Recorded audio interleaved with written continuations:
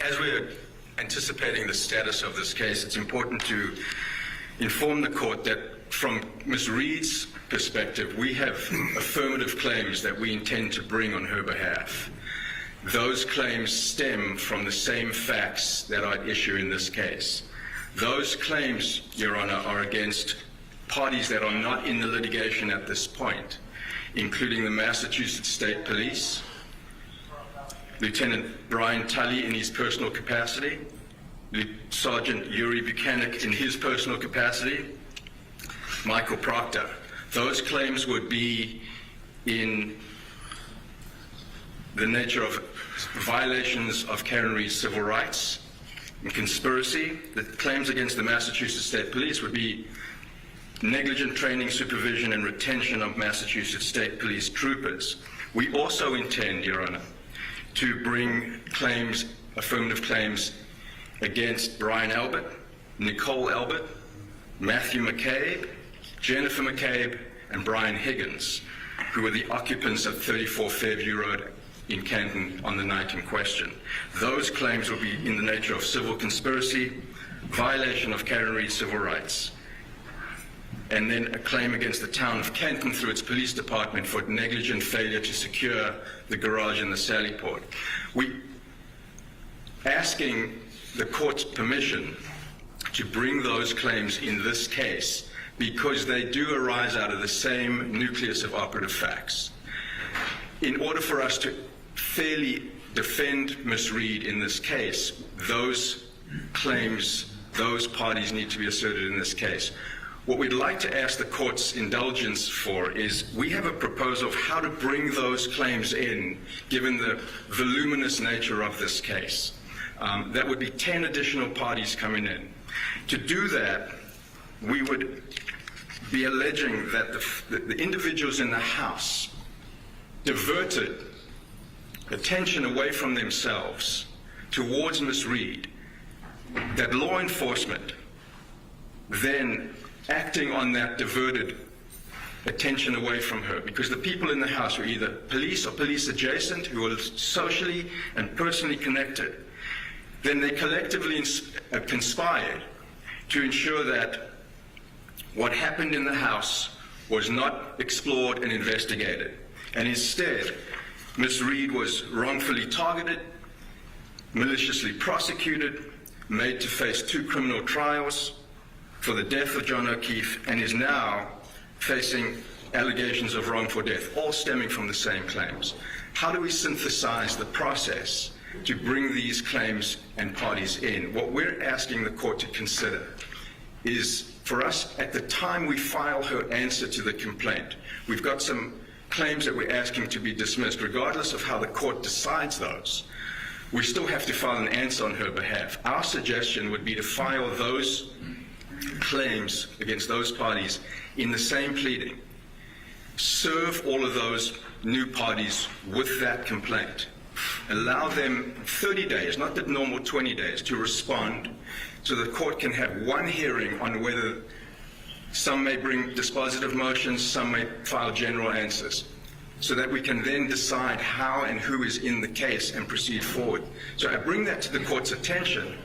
And I'm happy to brief it so that Mr. Dillard can have an opportunity. Well, at a minimum, you're going to do that. I'm envisioning what the plaintiffs are going to say to this rather extraordinary process, but go ahead. But that would be, otherwise it's going to be a very unwieldy, delay-inducing process, and we're not looking to do that. This accounts for trying to conserve judicial resources, trying to have a streamlined approach, at the same time making sure that all the claims and all the parties are in this case. The alternative would be for us to file a separate action on Ms. Reed's behalf, alleging these claims, and then move to consolidate immediately with this case, which Your Honor has broad discretion to allow.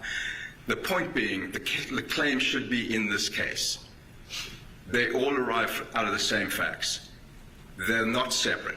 And that's essentially what we'd like to do. We'd like to brief that, Your Honor, and have the plaintiffs respond and then proceed from there. Okay. All right. Let's hear it then from the Waterfall.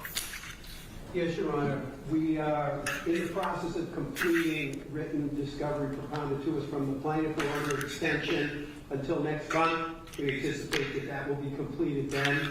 We as well. When you say an extension, this is an agreed to extension? Agreed. Because the tracking order is what it is. We'll get to that in a little bit. It's been agreed to, Your Honor. Okay.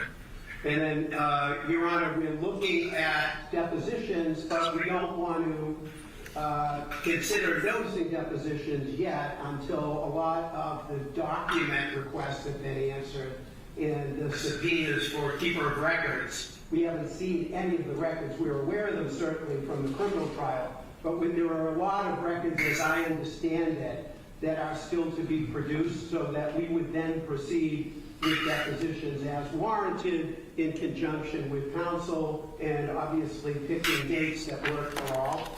But that's what we foresee in the immediate future, Your Honor. All right, thank you. Let's hear from C.F. McCarthy, then. Your Honor, in a similar boat as to Waterfall, we were putting the finishing touches on our discovery responses. The last leg of it is just collecting communications from employees in that of the incident, some of whom no longer work for C.F. McCarthy's, but we anticipate having that completed in the very short term and getting that over to my brothers. Okay. All right, thank you. Let's hear from the plaintiffs then in terms of the response to the procedural issue that was raised in particular by Ms. Reed's counsel. Are you aware of the circumstances that they're seeking to join 10 additional defendants into this action? Absolutely not, Your It's Honor. the first notice you've gotten? Of course, I would expect Not how the court that- system likes this stuff to work, folks. Right, I would expect the courtesy of the meet and confer to at least let me know. Obviously, they can choose not to do so. That's their prerogative, but I certainly would have liked to have been made aware. Section 1983 actions, I believe, Your Honor, would have to go up through the federal court. We're not seeking to have this case removed in the federal court. We started in the state court. We're intending to move forward in the state court. We would like to have a state court, Plymouth jury decide this case. So to the extent that my brothers and sisters and all of those who are involved believe that they have other legal rights and they want to pursue other legal theories, that's their prerogative to do so. When it comes to interfering with our opportunity and right to justice, we're not looking to sideline that, Your Honor. All right. Any response, counsel? Thank you, Your Honor. We are asking for permission to serve a motion to advance this procedural proposal. So Mr. Diller is not being surprised by the argument that we're going to present to the court. He will have an opportunity to respond. There's no requirement that civil rights claims be brought in federal court. In fact, this court has jurisdiction over those claims. They all stem from the same facts, Your Honor. In the plaintiff's complaint, there are allegations that we need those parties to defend against. This is not just a wrongful death action.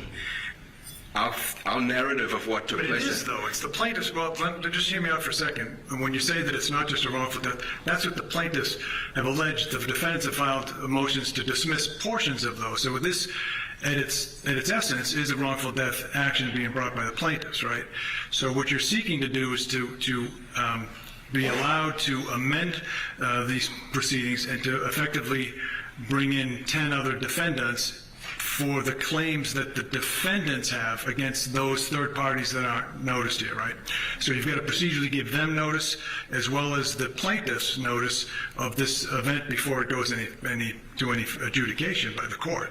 And that's what we've built into this proposal, which is trying to streamline that process, not depriving them, the new parties, of the opportunity to argue both the procedure as well as the substance. And we're suggesting, instead of serving party X with a third party motion for a complaint, then that party opposes it, then the court rules, then that party perhaps is brought into the case, and then brings another motion to dismiss substantively. We're not seeking to... Isn't that what the rule requires? The rule does require that, but the court has discretion to consider the streamlined approach, and we'd like to brief that for Your Honor, but we're raising it at the status conference so that, because we are scheduling deadlines and events out into the future, we'd like to at least have the opportunity to advance that argument for the court and allow Mr. Diller to respond to it. And then we will act accordingly. That's the purpose of the disclosure of this today, Your Honor. All right, so I don't know that there's any ruling by the court today that would have to be made relative to that, because it isn't even filed yet, so that there's nothing before the court. So ideally, what my instructions to the clerk's office by setting this event up was to get a trial date from you folks and then work backwards, like we would do with any wrongful death tort action, which this case is. I take exception to the defendant's notion that this is not just a tort action. It is. That's what it is. It's a civil case. I know there's a lot of people who are interested in this case, but at its heart, there are at this time eight parties involved in this case. Correct? Yes, sir. There's 5 for the plaintiff, and there's 3 for the defendants, 2 corporations and Ms. Reed. So that's the way the case is shaping up. You've got your tracking order, so you understand what the deadlines are now. I have the tracking order, I think, basically shows this case as having discovery. Yeah, your discovery is supposed to close August of next year. Your Rule 56 motions to be done by October-ish of next year. Final pretrial conference February of 2027, with judgment by August 26th of 2027. So that's what the tracking order has in store as the case stands now, right? I mean, we could get you a trial date way sooner than that if you wanted to. I mean, literally, I could, the clerk and I were talking earlier before today's proceeding, and I may end up having to suspend, depending on what the circumstances. We were charging the jury on a homicide case earlier today. So we have a deliberating jury right now, so I don't know that I may have to suspend and then rejoin here in a little bit. But for now, so you understand it, we could get you a trial date as soon as practically this spring on this case. But to join 10 new defendants under wholly separate theories for people that haven't even been joined yet in this litigation puts that on its head. There's no way we could, you wouldn't even have this procedural process outlined by the spring, most likely. I understand that, and that's the dilemma that we're trying to bring to the court's attention, because there is going to be an affirmative Well, you're saying an affirmative. You said earlier affirmative defense in this case, which those would not be affirmative defenses. Those are wholly separate third-party causes of action against people who are not part of this litigation, correct? So it's not an affirmative defense. It's not an affirmative defense in the traditional sense, but it is part of the defense in the face of the wrongful death claims. The wrongful death claims stem from the same facts that the affirmative claims would be seeking to be pursued against. So it is the same set of facts. If we were to file a separate action, Your Honor, where Karen Reed is the plaintiff and these parties that I've identified are the defendants, we would be pursuing down 2 separate pieces of behemoth litigation when we can consolidate them at the same time. That's what we're trying to suggest may be a more streamlined approach. And it's not intended to delay. It's actually intended to try and synthesize the process and conserve resources, attain judicial economy without prejudicing the plaintiff. Discovery is already ongoing. But to have 2 depositions, for example, of parties in 2 separate cases, where we can have one and the claims could proceed at the same time, just seems to make judicial sense. That's why we're raising it. But we'd like to brief it if the court gives us that permission. Okay. All right. On that last discrete issue, anything else from the plaintiffs? We have served them with discovery, asking them, they have a burden if they're going to do affirmative defenses to establish that there are third parties who are responsible here. That can be their affirmative defense, but they have a burden to prove that. And if they can't meet that burden, then it should never come into our case. If they're seeking to overlap these 2 cases and throw it as far wide-ranging as they've just announced, then there's no way that we would not be prejudiced by their strategy in the plaintiff's underlying case. Okay. All right, those issues are reserved. I certainly am not going to make any ruling on that. There's nothing formally before the court, no written motion, no Rule 9A or 9C certificate, none of that stuff. So it's not procedurally before the court, but certainly I appreciate hearing the argument nonetheless that this may be the future landscape of the case.